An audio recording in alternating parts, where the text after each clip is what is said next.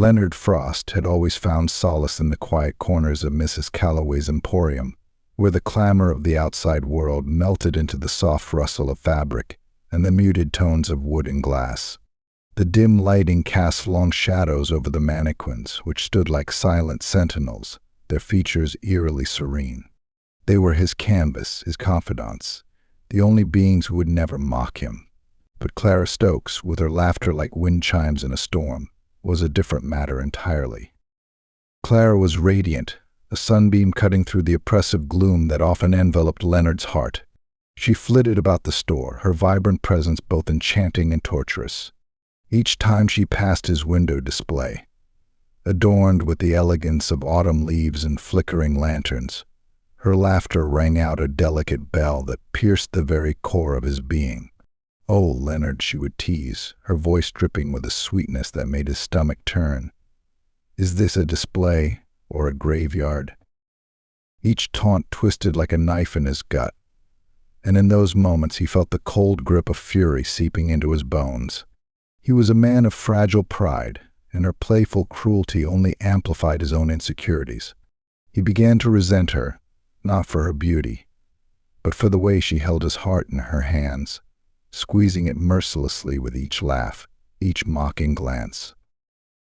One stormy evening, as the rain lashed against the windows and shadows crept into every corner of the emporium, Leonard made a choice. The thought had clawed at him for weeks, a whisper that echoed through his mind like a dark lullaby. "If I could only silence her," he murmured into the night, the words tasting like ash on his tongue. And as the clock struck midnight, he resolved to do just that. He lured Clara into the shop under the pretense of unveiling his latest creation, a display that would capture the essence of autumn itself. The air was thick with tension as she entered, her eyes sparkling with curiosity. "What have you done now, Leonard?" she asked, laughter bubbling in her throat. The room was cloaked in shadows, and in a moment that felt suspended in time, he struck. The act was swift, driven by a rage that had festered in the dark recesses of his heart. He silenced her laughter forever, her warm body growing cold in his grasp. Horrified yet exhilarated, Leonard knew he had crossed a line from which there was no return.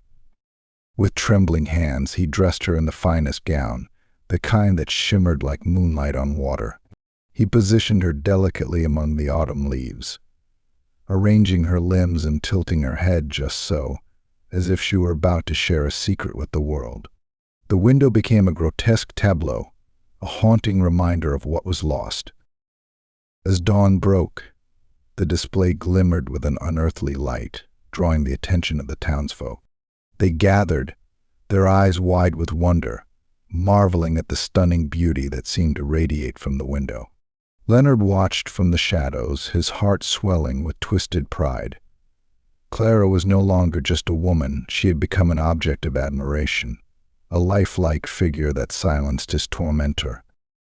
But as the days passed, the delight of the crowd began to chill Leonard's heart. Clara's beauty took on an unsettling quality, her expression frozen in a smile that felt both inviting and malevolent. The whispers started soft at first, but growing louder, like a gathering storm.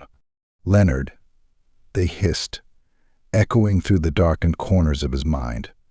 "Look at what you've done." Soon, the townspeople began to share stories, tales of Clara's laughter echoing through the night, mingled with the soft rustle of leaves.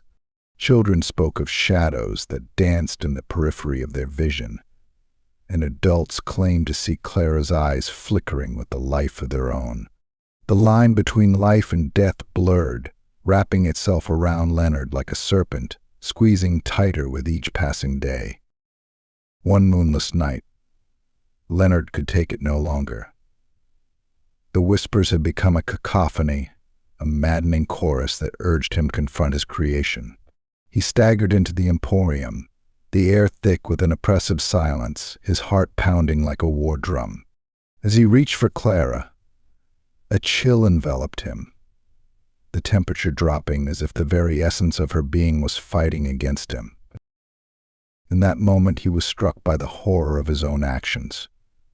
Clara's beauty was no longer just a display. It had transformed into something otherworldly.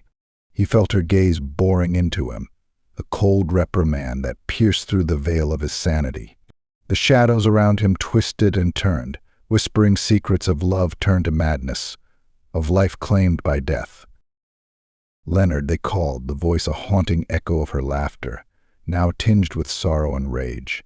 You cannot escape what you have done. In a frenzied attempt to reclaim his sanity, Leonard lunged forward, desperate to dismantle the display, to free Clara from her glass prison. But as he grasped her lifeless hand, the room exploded with a blinding light, and the whispers crescendoed into a deafening roar. Shadows coiled around him, dragging him into the abyss, a punishment for his hubris.